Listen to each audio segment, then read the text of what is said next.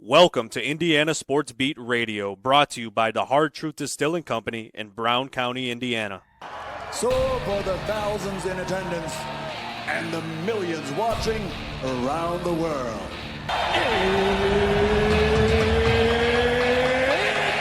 Time! Three on the way. Oh! It went in! It went in! And Indiana wins the ball game! Know your role and shut your mouth, you jabroni! Float game for the win! Ayler's gone. Goodbye, touchdown, Indy! Woo! IU! America! They got a football team now! Pretty simple. I win. Google me.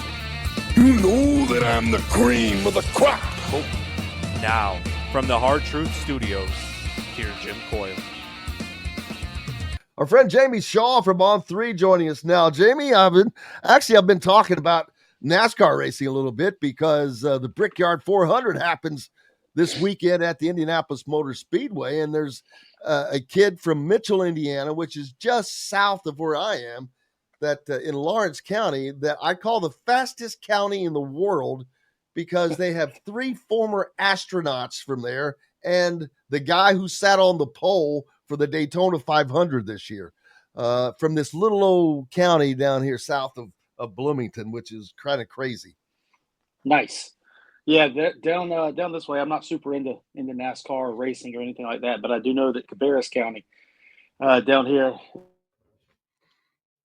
Where my family lives, yeah. racing history as well when it comes to guys living there and all that. So, yeah, should be exciting. Yeah, I'm looking forward to it, but also exciting. A lot of action had been going on, wrapped up the EYBL, Nike EYBL, the 3SSB. Let's see, Under Armour and Puma. Why is Puma getting involved in basketball? It just seems weird with Nike and Adidas and Under Armour already, and not just Nike, but the Michael Jordan line there, already those so entrenched. And now, boy, Puma, who is known for other sports, but I guess maybe it's because of the NIL situation, they can entice athletes or whatever, but it just seems odd for a shoe company like Puma to jump into basketball. Well, they're getting in on the highest levels as well. They have Puma athletes in the NBA. I believe LaMelo Ball, Tyrese Halliburton, Michael Porter Jr., Scoot Henderson, et cetera, et cetera. So they're getting in on the highest level, obviously, in order to the model being it's time the guys at the highest level, you build a relationship with them and grow throughout the thing. So why not start at the grassroots level?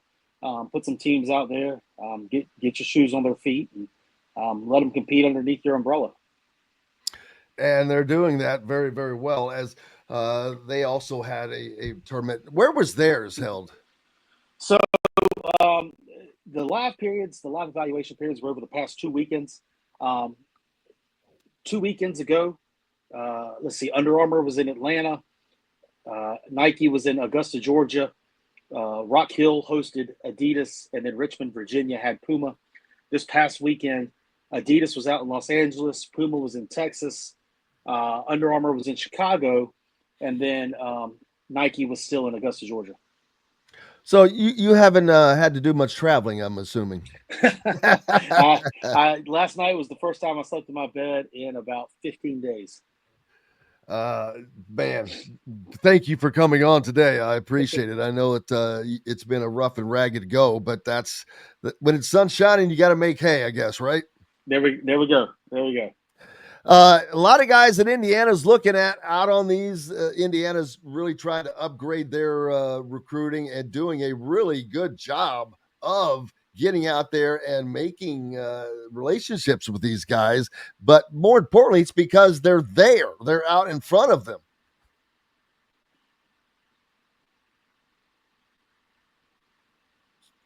Still with us, brother? Yep. Can you hear me? Yeah, I got you. Okay, there we go. Hey, I was just talking about Indiana has really made a presence with some all these high end recruits, and they're making efforts. Their recruiting has obviously changed. Indiana is really recruiting like you're supposed to recruit, getting out, talking to these players, being in front of these players, making the effort, establishing relationships, doing all the things you need to do to put themselves back up with everybody else, because you have to. That's how you get these top players. For sure, yeah. They're very present.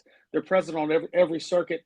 Darian DeVries is there. He's front and center. Obviously, he can't be every place at once. But it seemed that Indiana strategically had various guys at different locations that were stalwarts at those locations, sitting front and center for their targets. And then DeVries would join them as he would travel across the country to be able to go see the recruits, go see their priorities, go see their guys. But Indiana was very present with the high-profile guys that they're looking at. And some of those were in action as well in all of these different places. Top targets like Latrell Allman, who's probably one of their top targets right now, but I think that they seem to be in pretty good shape with him. Yeah, so he's the only visit they've taken so far. Latrell was in Rock Hill, South Carolina, and then Los Angeles for the Adidas stuff this past couple of weeks, and Indiana was courtside. He's taken a huge step in his game, even from the end of the season at John Marshall High School this past year, toward his time with Team Loaded. He had a massive showing at the NBA Top 100 camp this past June, and that carried over into July. With that, Indiana was able to get him on campus early. They were the first ones so far. They were the only ones, and they were trying to be the stalking horse, the group that everybody feared and had to catch up to, set the precedence, and they've done a good job with that. They're still in the game, and it'll be interesting to see how Latrell moves forward from here, who he sets the visits with if a commitment date comes about, and all that. But Indiana is firmly in the mix on that one. And then you've got Deron Rippey Jr., who they recently set up a visit with him. So that's very, very important to getting him on campus. Getting the kids on campus is just paramount. 100%. That's when very rarely on the basketball side of things, football's a different animal, but very rarely on the basketball side of things, especially as a high school recruit, do you see a player commit to a school that he has not visited yet, especially officially visited. Getting Deron Rippey on campus is massive. He plays on the Adidas circuit with the New Heights program. Obviously, Indiana's an Adidas-sponsored school, so there's a little bit in play there. But Rippey's recruitment is coming down, is narrowing in a little bit. It's taking a blue blood type of approach. UNC, Kentucky, schools like that involved as well as Indiana. The schools that actually get him on campus will be interesting to see, and kind of as the timeline starts to emerge, how things narrow in with him. But Rippey is one of the top point guards in the country, already ranked in the top 20 for Rivals. When we update coming up here at the beginning of August, you might even see a little bit more of a bump, given the June and July that he had just playing overseas, playing, at the USA Basketball Trials at the NBA Top 100 camp, and then through the 2 live periods in July. He has been really consistently good. Arifan Dion, I assume that's how you say his name. I don't want to mispronounce that, but that's another one that Indiana has really made a move on, while other schools kind of seem to be in the lead. Indiana has a lot of connections, whether through his AAU team, his AAU program, and this is some relationship that's kind of been in the works for a while. For sure. Diane has become one of the top centers in the class. He's emerged this year. He's been top 35 for Rivals, I guess previously On3, for over a year now. And, now continuing into that top 25, and we'll see if he continues to grow with that. His recruitment's been relatively quiet. He hasn't done very many interviews speaking about his recruitment and stuff. No visit dates, no top groups publicly put out yet as well. But Indiana is a group that, speaking with sources kind of around the recruitment and stuff, that is mentioned pretty consistently with him. So with him, it'll be interesting. Again, visits tell the story. Where he gets on campus too, there's a lot of people that think they're in play with Diane.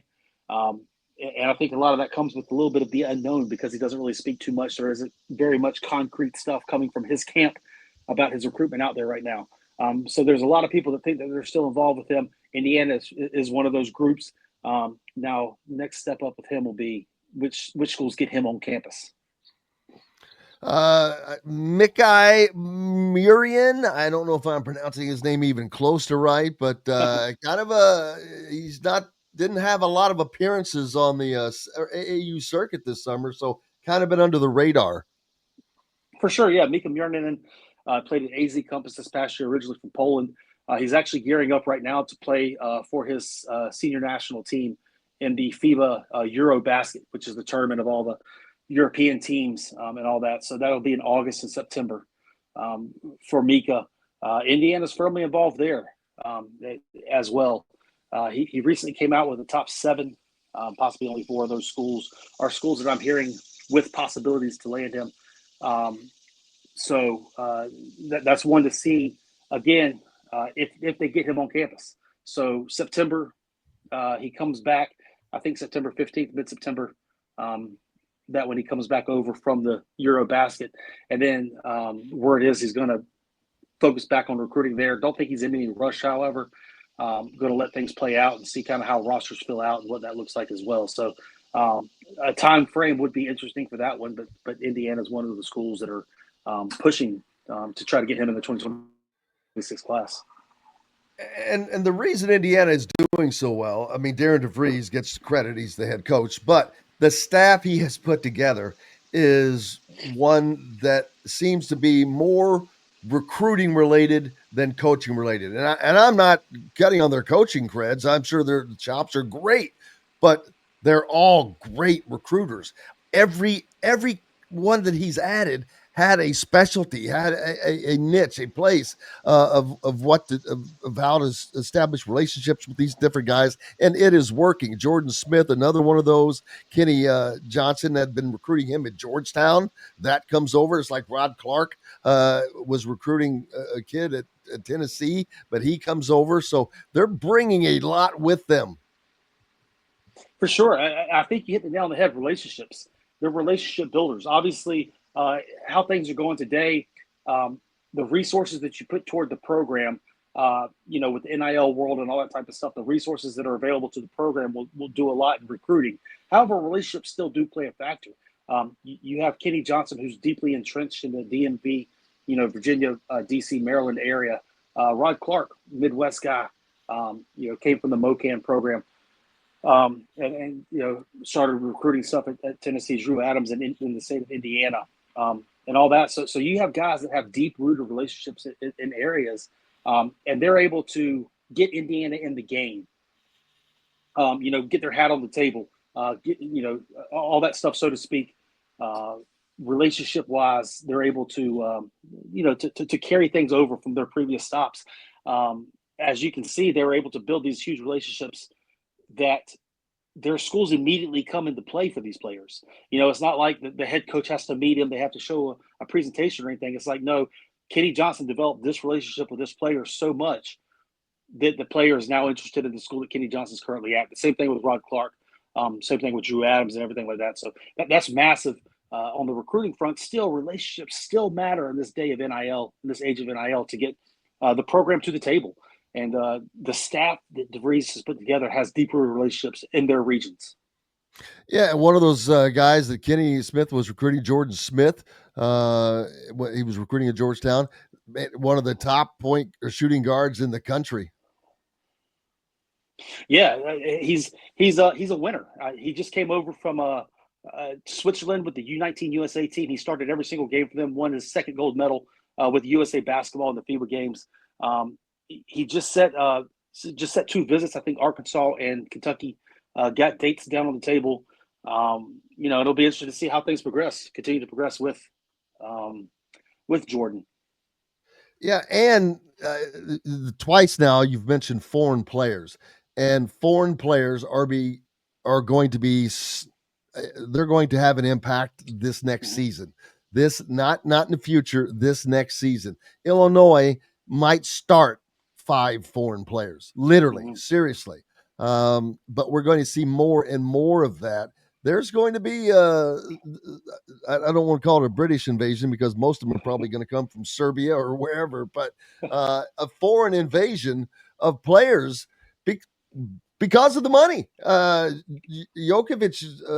Joker's agent is the guy. He said he's going to probably bring in over 50 guys this year. Never had an NCAA kid before. Going to have 50. Dude he's gonna make a mint on getting these college kids from Europe over to the States. Yeah, well, you look in years past, what they've done is they just turned pro early. Now, with the age of NIL, there's an avenue to make revenue off of your name, image, and likeness in the college route. And a lot of times, as opposed to going overseas or being overseas and being in the C and B league and working your way up, what the advantages that college game brings, both with NIL when you're able to make money off of your name, image, and likeness, but also in the notoriety. Everybody a lot of people watch college basketball. It's very, very well known, and especially if you do well, your name is talked about. Your name is bandied about. So there's a status type of situation there as well. But yes, I think you're going to see. I think we saw over 50 players go to the high major schools from overseas this past cycle, and I think that's only something that's going to continue, or at least from the people I'm talking to, it sounds like that's something that's going to continue moving forward. Yeah, I'm looking here. There's a kid, Luigi Suigo from Italy. They're just from all over. College basketball is going to quickly become an international sport. And is that good for college basketball? Because it's definitely going to increase their presence, their footprint, but it's also going to be a huge impact on American kids because, like I just said about Illinois, they literally might start 5 foreign players. For sure, I think it's great for college basketball. Anytime you can, increase the footprint and bring the most talented players in, a team that's able to field the most talented players is always a positive for the sport. So yeah, I think the top end of college basketball it's good for, and we'll see a trickle down effect. With more players being able to go to different levels, possibly that might not have in the past. Yeah, and I'm just looking forward to seeing what Indiana can do because the team that they put together, I'll be honest with you, I don't know what to expect from this team coming up next season. I honestly do not. And I'm not making any predictions because it's almost impossible to.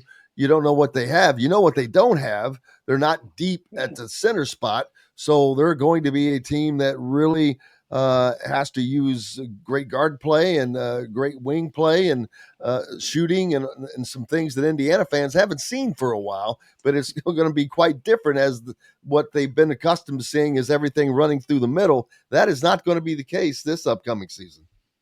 No, for sure. It's a new age of Indiana basketball. There seems to be a lot of buzz around it, a lot of excitement around the fan base. Getting on the message boards, getting on the Hoosier.com and seeing what the fans are talking about. It seems to be some optimism around the future. Again, like you said, not really knowing what to expect this year. Obviously, year one of a new regime. There's a whole bunch of there's new players, there's new staff, there's new systems, there's new learning curves and all that type of stuff. But being able to field an entirely new team and putting something together to put on the floor that could be competitive. You look at what they did. They have an identity, the spacing, the ability to handle, the ability to have the ball, 5 guys on the floor who can make a play with the ball in their hands. If we look, toward basketball, that's kind of a direction that basketball is going. Long gone are the days of having specialists. Long gone are the days of having, plotters in the paint. The new age that we're looking at is having 5 guys on the floor who can make a decision, who can make a play, put the ball in their hands, and they can do something with it. And I think we're seeing that at Indiana now as to how that system gets implemented, how quickly people come, to the plays and adapt to everything that's new.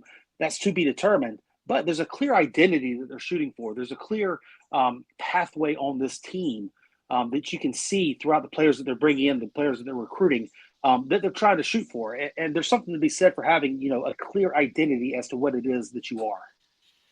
Yeah, and there's no doubt by looking at the guys they are recruiting what they're going to build. I mean, they are going to have guys in the middle, but their teams are going to be built by guard play and wings that can shoot and maybe do some other things, but it's going to be built around guards and wings.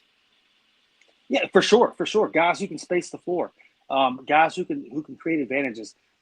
If you look at the NBA, if you look at the college game, they're two completely separate games. The NBA is set on who can win in space. College game is set who can win in their area.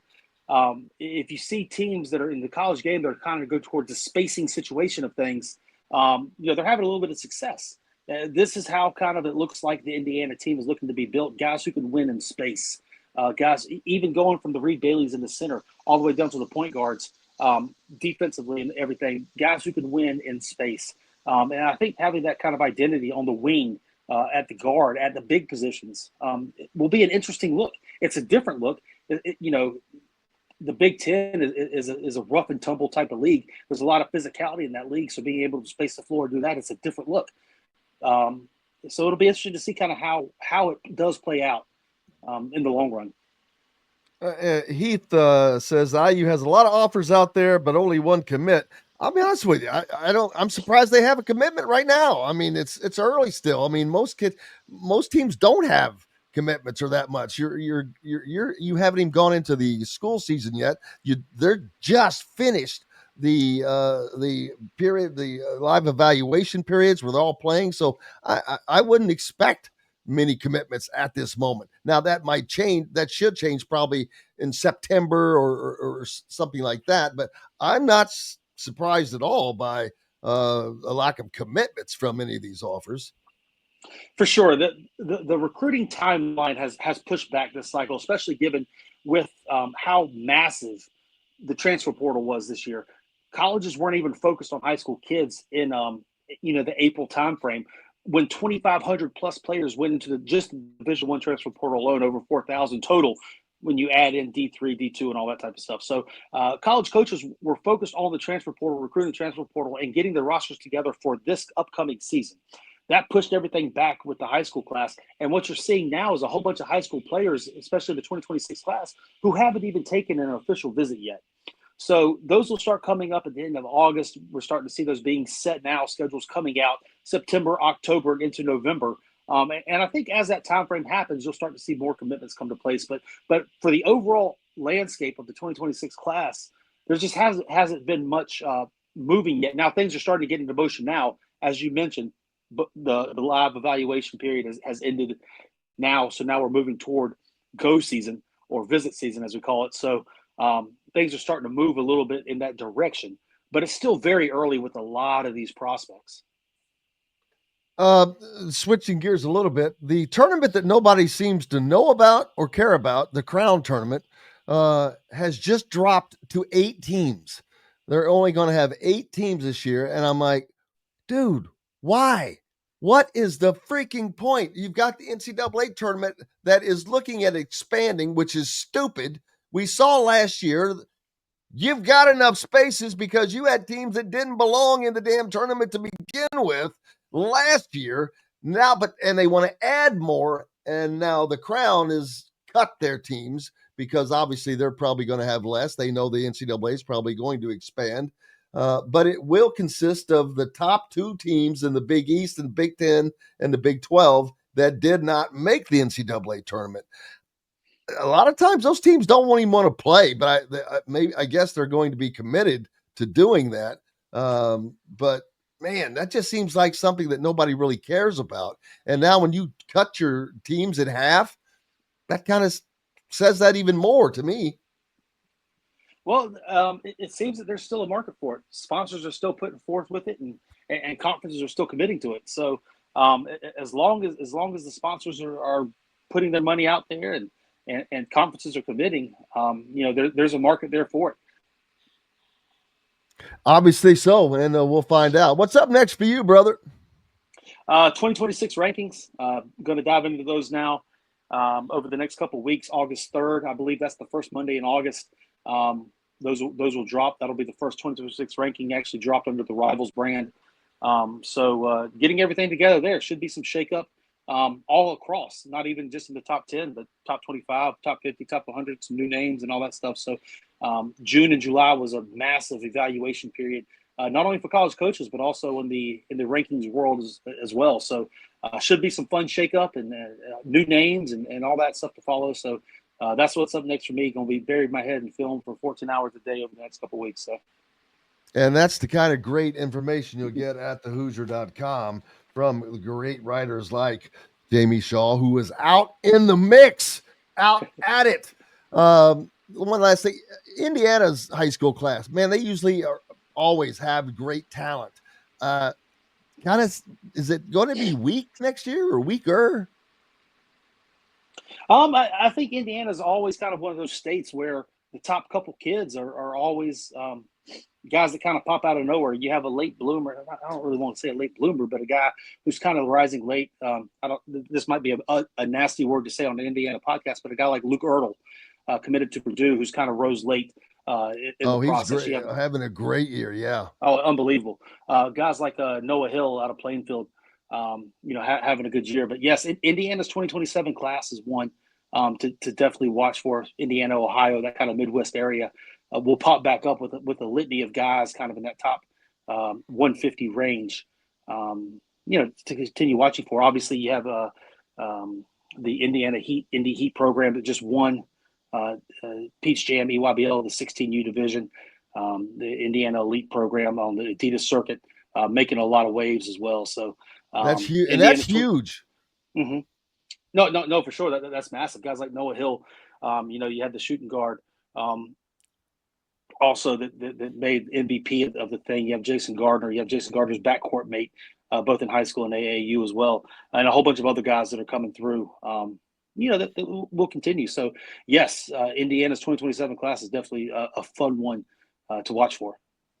And we'll be looking forward to that, brother. I appreciate you as always. I hope you can get a little rest and go back and just lay down for a minute. No, right back to it. Back to writing. So, Jim, I really appreciate it. And Indiana fans have a lot to be excited about. Look forward to it. Jamie Shaw from On3. Appreciate you joining us as always, brother. Thank you, Jim. You betcha. Thank you. Huge thanks to Jamie Shaw from On3, getting us filled in on all that's going on with basketball and recruiting. We're back tomorrow to do it again. Cannot wait. Hope you go out and have yourselves a great day. Until then, I'm Jim Coyle. I will see you on the radio. Thanks for listening to Indiana Sports Beat Radio. Be sure to subscribe to our YouTube page for more clips and team coverage of Indiana basketball, football, and more. You can also find full episodes and tons of other content on thehoosier.com. We'll see you next time for another edition of Indiana Sports Beat Radio.